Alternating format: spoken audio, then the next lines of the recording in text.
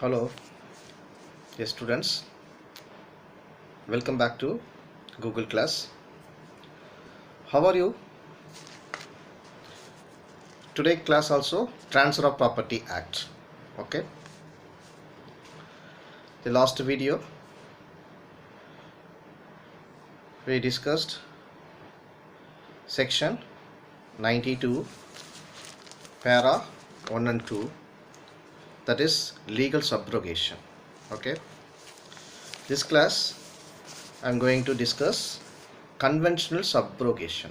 Okay, conventional subrogation, section 92 para 3 of the TP Act. Here what is conventional? Conventional is like agreement, that's all. Okay, when the person pays off the debt as no interest to protect, but he advances the money under an agreement, express or implied. That agreement is express, direct, or implied. Implied is oral. That he would be subrogated to rights and remedies of the creditor. It is called the conventional subrogation. Here the para 3 of section 92 explain about the conventional subrogation. There are three circumstances under which the conventional subrogation may arise. They are: number 1, simple money lender; number 2, a person who has an agreement with the mortgagor; number 3, a purchaser of puisne mortgagee by the same transaction. Okay, let's see one by one. Simple money lender. Here at the common law explain, a person who discharges a debt has no right to avail himself of the security unless it is assigned to him. Okay, but in the Chancery law, Chancery, C-H-A-N-C-E-R-Y, Chancery law explain, he is treated an equitable transferee entitled to have it kept alive, okay, for his benefit. Where there is no agreement, the ordinary rule is that a man having the right to act in either of two ways shall be assumed to have acted according to his interest. For example, a tenant for life pays off a charge upon his inheritance. He is presumed to have intended to keep the charge alive. Okay, this is simple money lender. Sorry. And second one, a person who has an agreement with the mortgagor. Here, a person who has an agreement with the mortgagor that the redeemed mortgage should be kept alive for his benefit. In the English law, very slight evidence is sufficient to establish an agreement that the lender is subrogated to the rights of the original creditor. But in the Indian law, an implied agreement is not sufficient to confer the right of conventional subrogation. Implied agreement is not sufficient to confer the right of conventional subrogation. There should be an express agreement. Moreover, the agreement should be a registered instrument. Okay.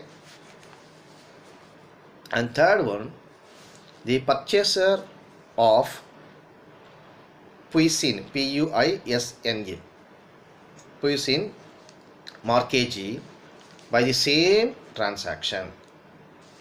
Very often, when a person advances money to a mortgagor to pay off an earlier mortgage, he secures the loan by a puisne mortgage, or he becomes the purchaser. Usually, In such cases, the purchaser or puisne mortgagee retains in his own hands, out of the consideration money, the sum required for redeeming the prior mortgage, and a covenant or acknowledgement is inserted in the deed of sale or puisne mortgage, that the money so retained will be paid over to the prior mortgagee. When such a purchaser or puisne mortgagee pays the money either himself or through the mortgagor to the prior mortgagee, the question arises whether he is entitled to the benefit of the prior mortgage. This is question mark. If there is an express agreement in writing, registered contained in the deed of sale of mortgage, or in a separate return and registered instrument, that he shall have the right of subrogation, then clearly he comes under the third paragraph of section 92. Okay, that's all. This is the conventional subrogation. Okay, this is second kind of subrogation. Okay, here I will give you one problem, one example based on this conventional subrogation. Here A mortgages his house to B and then to C. A mortgages his house. A is a person. He mortgages his house to B mortgagee. B is a mortgagee, first mortgagee, and then to C. C is a second mortgagee. Okay. In this situation, D purchases the house from the A person. Okay. A is a mortgager. So here D is a purchase buyer. Okay. Purchase the house from A, promising to pay off the mortgagee to B. Note down. What is it? D promising to pay off the mortgage to B. Okay. D purchased the house from A. A is a person. A is a seller as well as is a mortgager. Okay. And D is a buyer. In this situation, the mortgaged property he wants to redeem. So instead of A, D paying the money to the B. Okay. So D purchases the house from A, promising to pay off mortgagee to B. D pays off B and claims subrogation as against C. Is he entitled to subrogation? Question mark. This is my example. We'll see what is answer. The main above example of the solution. Let us first know what principle has been prevalence in this example. Okay. The general rule of subrogation in case of two or more mortgagees. Here who is the mortgagees in this example? B and C. Okay. And one of them or any third person agrees to pay all the debts existing on the property. He should pay all the debts. Here D also mortgagee. Okay. For example, a leading case, Govindasamy T1 versus Duraisamy. Okay. Govindasamy T1, Govindaswamy, Govindasamy T1, T-E-V-E-N, Govindasamy T1 versus Duraiswamy, D-O-R-A-I, Duraiswamy, S-W-A-M-I. Okay. Govindasamy T1 versus Duraiswamy. this leading case. There were two mortgages as per this case.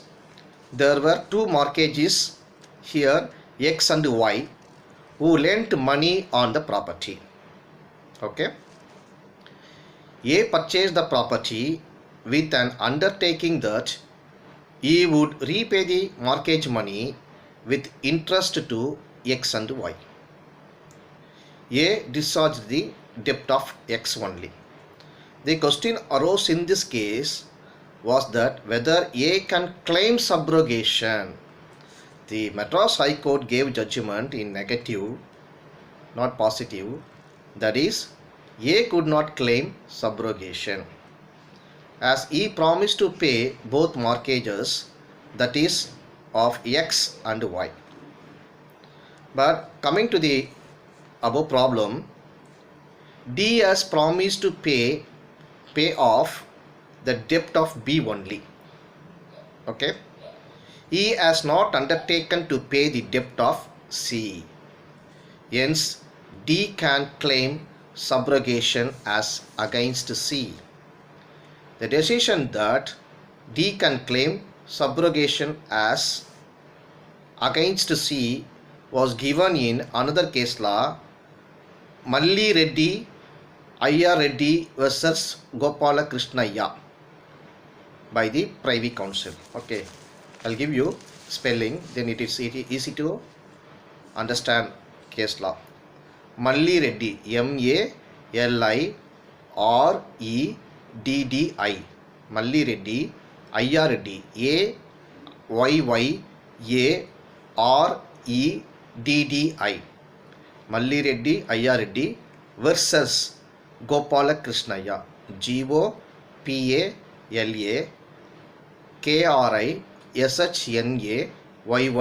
Gopala Krishnaiah. Okay, by the Privy Council. Okay, this is conventional subrogation. That's all. Now it's understand no clearly. Okay, students, we'll see next class a sweet section.